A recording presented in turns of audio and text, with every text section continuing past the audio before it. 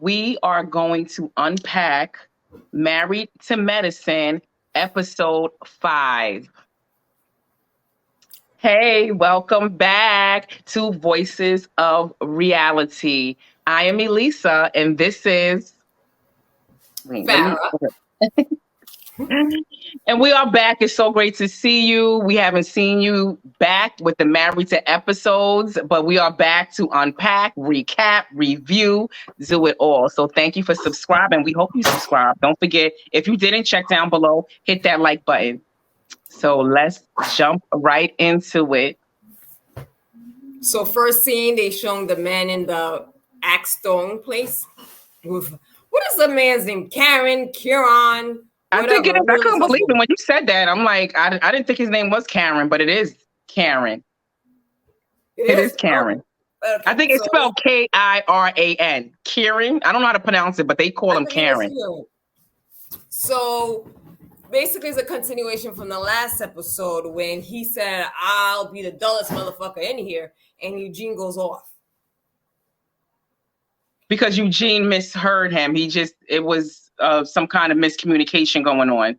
Like you said, the last episode. Yeah, and Eugene's like, "Who you calling a motherfucker?" So, I mean, eventually they kind of got over it, what most men do anyway. It's not like us women, we get all petty and people throwing bottles and drinks and... Yeah, but I guess with him, because to me, like you said, maybe it's just us women, and I like to communicate a little better, and I guess to me, it's kind of like sweeping things under the rug with a lot of men. But I don't think Karen gave a heartfelt apology. Like he was so like, he didn't even really have any empathy. He wasn't really apologetic to Eugene. And then it was kind of like, oh, okay, like let's move on. Like, no, we're not moving on. No, we need to take care of this, handle this right now, and we can be done with this. And if it's not done and handled, then I'm out. Yeah, he was kind of like, well, I said what I said. It was funny, but if you feel a type of way, I apologize because you feel a type of way. It Lame was like, apology. Oh my God, I sincerely apologize. I didn't meant for this to hurt your feelings, but he was just like very nonchalant about it. And I think Eugene kind of backed down a little bit. He kind of backed down. I think he was more like just not trying to start any drama. But what I feel now is, since Eugene did take that personal, was very upset about it. There's more to this moving back and forth than anything else. Because if it was nothing and you were making money, supposedly, like they've been saying, you'd be like, laughing it off, like whatever, it's a big joke. But I know in the background, I'm making money out of flipping homes. So I think Eugene took it personal because they are financially struggling. That's one of the reasons why they sold the house. Absolutely. I think something is behind that. And he did hit a nerve. And it wasn't a joke to him. Like if I'm struggling, like you said, if everything is really good, I wouldn't have a problem with it. But if I'm struggling, yeah, we got a problem because my feelings are going to be hurt. Like this is nothing to be joking around with. And but I do like Dr. Damon. Like I love he seems to be the voice of reason. And he was basically like, us men, even when the wives get into it, they ready to chop each other's heads off. But the men still maintain their friendship with each other, and they don't get involved with those women's shenanigans. And that's why it was hurtful too, because he was a part of, you could say, I know his wife wanted to do that. And it was like, he was down with it. And like you said the last time, if your man wants to do it, if you want to do something, your man ain't gonna be down with that petty nonsense that women be doing to each other. And that was the time for Dr. Karen to be like, nah, I'm not being a part of this. You can be dressed up, do whatever you want, but I ain't taking part in this. And I think that was what Dr. Damon's point was. Yeah, because this is what, the 9th season? Kiran, he's came in since last season. All between those other seasons, there have been conflicts between the women with Eugene, and when they had Quad's husband used to be there. They had when Jackie and Simone went at it. None of the men ever got involved. Even when they were having confrontations in front of the men, in past episodes, they would walk away or they'll be sitting there like, oh, Lord, the women are going at it. Let's not even pay them any attention. So for you not to jump into women's business, because that's what it is, women's business pettiness, lets me know you got a skirt on too.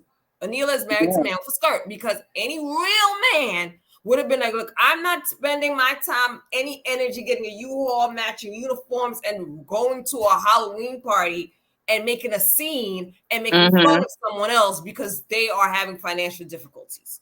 Yeah. So it's pretty petty, and that kind of let me know what type of person he is. I'm not a fan of Vanilla and him, but this makes me like him even less. Yeah. And I mean, it was big of Eugene because Eugene kind of like put it to bed. Like he could have went on and on. Like I said, I kind of want to make sure things don't reoccur. So I would need an apology, like a heartfelt apology. And Dr. Karen definitely didn't give that. So I think it was big of Eugene to kind of just like, okay, he's not going to really be empathetic. He doesn't give a F about my feelings, but let's just move past this. Like, let's go on with the axe throwing or whatever. And he just let it go, which that wouldn't have been women. I think Eugene had no other choice but to let it go. Because it was a situation where he was embarrassed. He knows that he is having financial difficulties. He knows the world is watching and knows. It was an embarrassment. It's kind of like, okay, I want to stand my ground because he got in his feelings when this situation happened. He confronted Karen, and he seemed like he was still very adamant about it's being funny. I'm not fully apologizing for this joke. So Eugene had no other option. I mean, he could have went at him, and he probably would have tore Eugene apart. I think at this point, he would have tore Eugene another asshole by saying, look, you don't have any money. This is why you're flipping homes. He has so much ammo now to attack Eugene. I think Eugene did the right decision to seemingly just kind of like accept the apology and let this go. No, but I don't think so. I think what I would have wanted, and like I always want, I want resolution that you're not gonna like. What if next time his wife decides to do some dumb shit again? Like I want to make sure that you respect me, us as men, like he was saying, like Dr. Damon was saying, respect me as a man. Like don't let this happen again. And that's what I would have wanted from this. Like, yeah, I might have my problems. He's probably hurt over that. And I just don't think it should have went further than that. What I would have wanted out of that is some validation for how I feel. You were wrong. Recognize that and don't let it happen again. And that's it. And I don't think Eugene got that. It was like, oh, yeah, I think it was funny. So what that tell me? You're going to think something else is funny and you're going to pull this again. And now we're going to go through the same thing again. I don't like repetitive messiness. Like I'll give you like a one time. We all humans. We all mess up. I get it. So I am ready and willing to forgive as long as you understand this ain't gonna happen again. This ain't gonna happen again, and that's it. And I'm ready. But he didn't get that from Dr. Karen, and that's the part I would have had a problem with. I agree. I think it resonated a little bit when Damien, Dr. Heavenly's husband, said like we men don't get into the mess, because he said it in a nice political way, not to let him know you acted like a bitch. Exactly. So I think with Damon saying that kind of let Karen know like, maybe I overstepped. Maybe me getting into the women's mess was not right. Now, as far as disrespecting Eugene again, I could see it happening. Like you said, I don't think Eugene stood his ground. But I think in this particular moment, Eugene did just fall back because he felt like, I really don't have a leg to stand on this situation. I think that's how Eugene felt. Eugene doesn't seem very confrontational, even when it comes to his wife. So I think once again, he was dealing with a Toya situation, got tough, bucked his, stuck out his chest, and then retreated like, okay, all right, and then let it go. I didn't see him really stand up to Karen and put his foot down and everything else. I see him disrespect him again in a different way. Yeah, and that's a shame. But it isn't, like you said, it is embarrassing. Maybe he don't want to delve too much into it and keep talking about it. The U-Haul, the moving, the constantly moving. Because it could have went left. Like, listen, why the F are you keep moving? What is the problem? Like, do you got a problem? Like, why y'all all over the place? Yep. If y'all not, you should be fine with what I'm saying. So it could have went like some ignorant stuff like that could have been said. So I don't know. And I guess, like you said, maybe with Eugene, maybe some people don't want to delve deeper into the messiness, especially when you're like the subject of it. Exactly. And the other men could have jumped in like, yeah, Eugene, why are you so upset? Like it could have led to that whole scene being about Eugene's move. So I think he kind of was like, okay, I don't fully like his apology, but I'm going to let it go because I want to move on from this topic. Yeah, I'm embarrassed. Exactly. And he should be. He should, because we don't even know why. You're a doctor in an emergency room, probably doing so much overtime and everything. Is it your wife? Because it's embarrassing when you like the bitch of the household. Well, from what I'm hearing, supposedly Toya makes more money than Eugene now because of this reality show.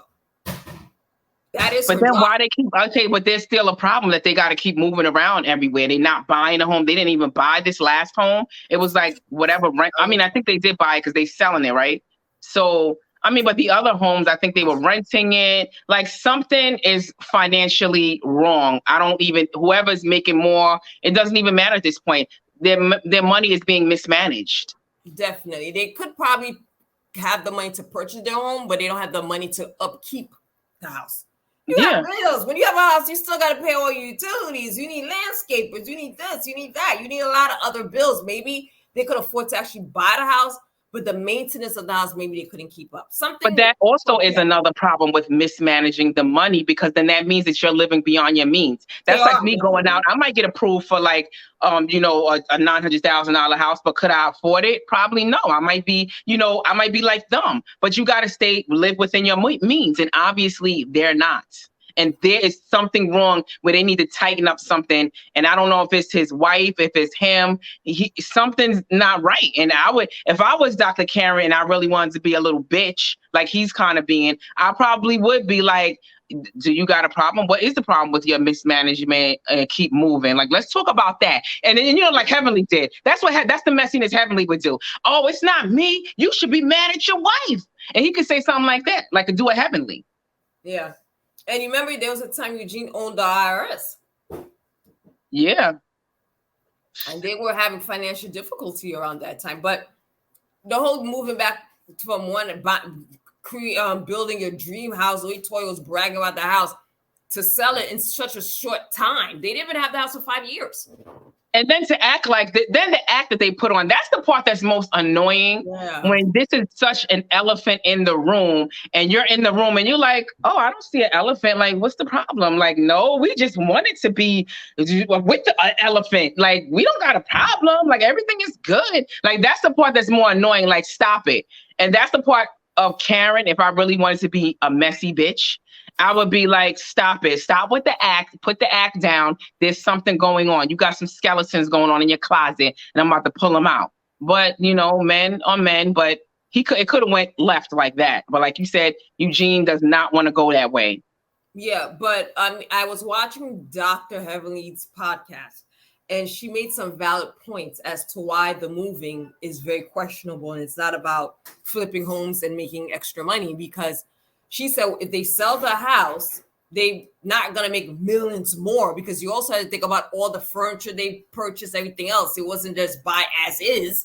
So it was like, now where's their furniture? Is it in storage? Was it a buy as is? But she said the moving of homes to home, they're not making that much more than they make it seem. Like maybe they make a couple $100,000 more. Is it really worth it to constantly move and confuse your children to where they're constantly Absolutely living? not. And I do have think all this money. Yeah, and that's why that's even more validation that they are mismanaging their money. Because like you said, the point that Dr. Heavenly is making is you can't be building up that much equity. If you move in every 3 years, now I can see if it's 6, 10 plus years, then you have a built up equity in your home, and then it's worth it because now you're gonna pay the bank back and you're gonna be able to keep the equity that was built up. They cannot possibly have that much equity living in Atlanta and moving within 3 to 4 years. That's crazy. You can't have made that much. She's breaking even, if that. She's probably in the hole. They spent more time building that home than they did living in it.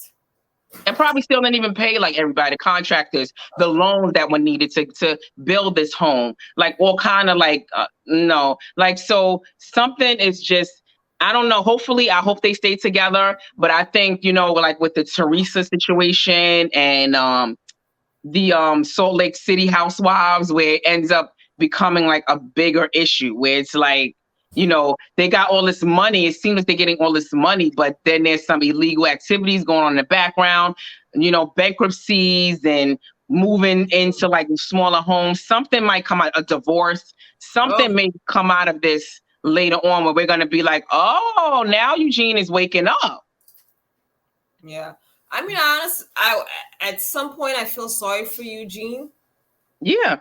But then I'm like, why should I? You're in the mess. You see it on TV, but later on we'll talk about other things that Toya is saying about Eugene that was very sad. But Oh my God. Was it this episode? Wasn't the last? Was it this episode? no, not this one. So stay tuned for the next. Yes, because I was like, I can't wait to talk about that. Yeah. So then I think one of the scenes was Jackie, Heaven, and Simone planning a trip to Vegas. The Golden Girls, that's what they call it. I think that's a great name for them. I love the Golden Girls, so I like calling them the Golden Girls. They were planning a trip to Vegas. I mean, when I think of married, I don't know. I don't see them having like a exciting girls trip. I don't know. I don't see myself going on a trip with them and being super excited going. I could see myself like going maybe with the girls in Atlanta and having like a great time. I don't know. I see Jackie, Simone. I don't know if that would be my group to go and have an exciting trip with. What is your take on traveling with that pack? I don't think Jackie, I would not want to travel with Jackie. Like I don't really even feel her. Just like I always keep saying, bringing up the other episodes, I don't feel how she was acting. And somehow, you know, she kind of just seems a little stick in the muddish, like type of personality. Yeah. Not that because she don't drink, but she just seems, she's the type that might need to drink. And judgy, kind of like, oh, you're working? Oh my God. Exactly. You're eating a slice of pizza. Do you know that has like high cholesterol and high fat, saturated fat? Like, no, I don't want to be on vacation where I'm letting loose. And she's like, you know, nitpicking at every little thing I'm eating, what I'm drinking, how I'm acting when I drink. No. Yeah. So they had a scene for Neela and her husband. Again, the nanny situation. Get over it, Neela. Blah, blah, blah. Moving right along. And like I said, they need a storyline. I thought it was going to kick up with Karen and the whole Eugene episode. That fizzled. Now they back to talking about this nanny, which I think is the most lamest like thing that they could talk about, because obviously they have nothing else going on in their life. That they actually keep harping on this nanny situation with these kids when Anil is at home. I mean, I guess she still does need a nanny if they're home. But what about when they go to school? Can't you blog and do whatever you're doing in your home office when they're at school? Like they can't. Like they're in school for eight hours, right? I don't understand. Well, I don't know if they're in school for 8 hours, but that's what I was saying in my previous episode. She needs a nanny, but she blogs. She's at home. I'm trying to figure out where the nanny comes into play. I think she wouldn't, because it is a lot. Like if you're on your computer, you're blogging, you're editing, you're doing a lot, and even when you're working at home, like it's to have a kid around, you are not going to be able to focus on what you're doing. So I would want a nanny 9 hours. She would need a nanny. I mean, 2 kids. I mean, parents, black parents, a lot of us don't do it with no damn nanny. But again, her lifestyle, her husband got money. She comes from money. She needs a nanny. Mm-hmm. Why not? I really don't care. It's just that moving right along. I'm tired of hearing about her and this nanny. Because they don't have nothing else to talk about. That's why the nanny situation keep coming up, because they're boring. Yeah, they have nothing to talk about. So the next one, they show Contessa and her trainer. She's trying to go for a bodybuilding contest. Which, I mean, that's, I guess, her goal in life. Moving right along from that too. I didn't think it was such a big deal. It's an accomplishment, I guess, but not exciting. So they introduced a new person to the scene, and that's Heavenly's friend Audria. I think that's how you pronounce the name. Yeah. So I actually like her. She's a real estate attorney. She seemed fun. She seems like she'll bring a little more youth to the group. So I think the only person that really brings fun, youth, and stuff to the group is Quad. Yeah. And Toya tries, but no. Yeah. So I think Audria and having Quad there would be like a fun, youthful group. You know, it'll make it a little bit more exciting, I guess, their trips. So then Heavenly kind of lets Audria know about Contessa and the beef that they had. So she was kind of like briefing her on that, like, oh, we're going on a trip and this is my situation, Contessa. Mm-hmm. So my question is, why is Karen here? Because then they start showing them traveling, going to Vegas, and then here goes Karen, the white lady, showing up. Why is she even there? I know. I wonder if she's a friend of the show now, like, or something. Well, she came in by way of Toya, but she serves no purpose. She hardly talks. I don't remember her even saying anything. She's just there, and it's kind of like, oh, who's that white woman in the back? Like, I don't understand why. I think she's trying. I think she got to be getting paid as a friend or something, or maybe they be having these like subtle interviews, like bringing them on, seeing how they do within the show. She probably, the way they edited it, it was probably just a fail because it was probably nothing that came out of her appearances. But I think they throw people on there and see if they sink or swim. She's sinking. She was on the show before. She's not new. Yeah, I remember. But then but I think it's like the same situation because what's the name's gonna come back? Oh no, that's the other housewife showing Potomac. But we're gonna be doing Potomac because it's coming back on the scene. So tune in. But yeah. But a lot of times they fire these housewives and then they bring them back subtly. And then it's like they're on the show, but they're not fully on it. And I think it's kind of like with Sheree. Sheree was a friend on Atlanta Housewives for a little bit. And then it was like they kind of like brought her back on little by little. And then now she's back on full time. So I think it's kind of like this situation. See how she does again. See if she can connect and bring something. And then maybe they'll rehire her. And she's with it, but it probably nothing came out of it. And that's why they don't have any footage of her. And she seems like just a lump. No conflict, no nothing. And I feel like now with these shows, they're like, oh, let's throw our token white person into the mix. Because to me, why is she there? She's not saying anything. There's no conflict. She's not bringing the drama. She's not doing anything. So I don't see her coming back next season. Yeah, exactly. She failed and she's not getting hired. Yeah, so I don't see her returning because, again, when I'm watching, I'm like, why is she there? Mm-hmm. Certain purpose. So again, they go in the room. They all sitting down. They start to drink and they never decide to play the game. Never have I ever game. And they just kind of like talk. The girl talk. Quad mentioned she don't like dick pics. They just basically did girl chat. It was nice to see them all getting along. There wasn't much, I guess, in that scene. More of them just trying to get along. Yeah. And then it was what's the name? Toya was trying to get Jackie to drink, loosen up, and I mean it was nothing that came out of that. Jackie does need to drink. She does need to loosen up. I would like to see a little tipsy Jackie. And maybe I'll like her a little bit more. But yeah. No, I think it's also the scene where Toya tells Audrey, well, you're not a good attorney. And she kind of took it off. She wasn't happy with that comment. But it wasn't nothing really with that scene. This episode's kind of bad. But I think that's where the grudge that's where it starts that Andrea might have toward, because I think something's going to ignite from either that or something else between Toya and Audrey. And I think it should, because here I am on the scene. We're on national TV. I'm trying to, because again, everyone comes in with the intentions of promoting something. Now we know she's a real estate attorney. She's based in Atlanta. That alone is going to give her advertisement. This is her free advertisement, her free promoting herself. I just step on the scene. Please don't discredit my career, my degree, what I do for a living. So I understand exactly. I would be going for Toya's head. Even in a joking way, we don't know each other that well. I haven't introduced myself. They haven't shown me working, doing anything else. So don't even start, because you know how it is on social media. They'll just use that little clip of what Toya said, and it will run rampant that she's a bad attorney. So I understand why she was that upset. I would be too. Like, don't put up my fucking career because you don't got none. Exactly. And that's what I was about to say. Somebody like it coming from Toya, that's when I would have carried a grudge. Because first of all, it probably wouldn't come from anybody that has a career, because we know how sensitive that is, especially when you know that could hurt your business.